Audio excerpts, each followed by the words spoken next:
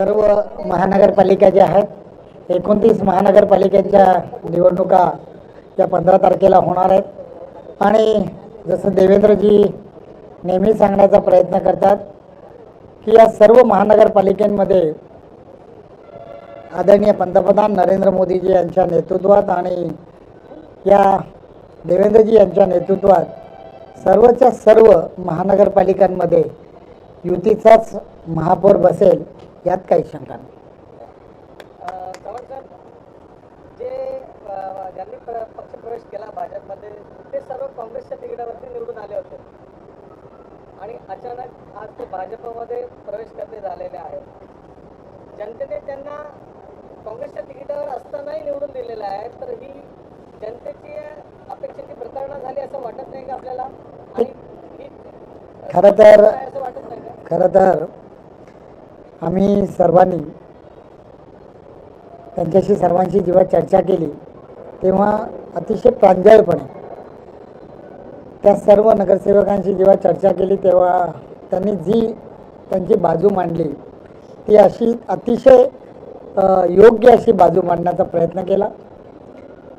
देशाचे पंतप्रधान आदरणीय नरेंद्र मोदीजी यांच्या नेतृत्वात आणि महाराष्ट्रामध्ये आदरणीय देवेंद्रजी यांच्या नेतृत्वातलं महायुतीचं सरकार आहे आणि या सर्व भागांमध्ये त्यांनीही त्यांच्या भागांमध्ये विकासात्मक कामं जी होणं अपेक्षित आहे।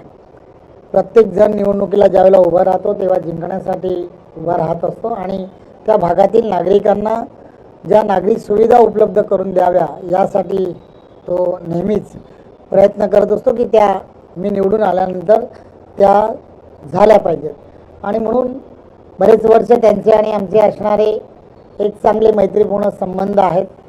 त्यामुळे चांगल्या वातावरणामध्ये निवडणुका झाल्या होत्या।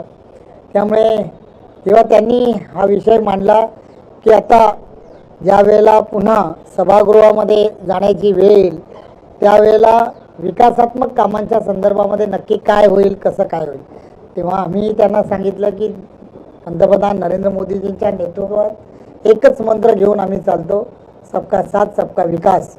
त्यामुळे जर तुम्ही या बाजूने अशा पद्धतीने जर विचार केला तर त्यांनी असं म्हटलं की आम्ही सत्तेबरोबर राहिलो तरच आमची या सगळ्या विषयाला आम्हाला आमच्या नागरिकांना न्याय देता येईल।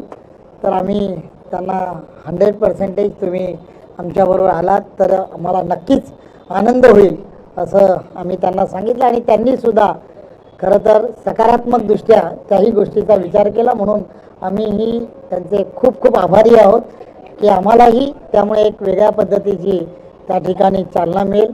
कारण कुठेही काम करत असताना त्या सगळ्या गोष्टींमध्ये कुठेही आता काम करताना त्या नगरपालिकेमध्ये सुद्धा ज्या टेक्निकली अडचणी होत्या त्या टेक्निकली अडचणीसुद्धा यामुळे पूर्ण होणार आहेत असं आम्हाला वाटतं।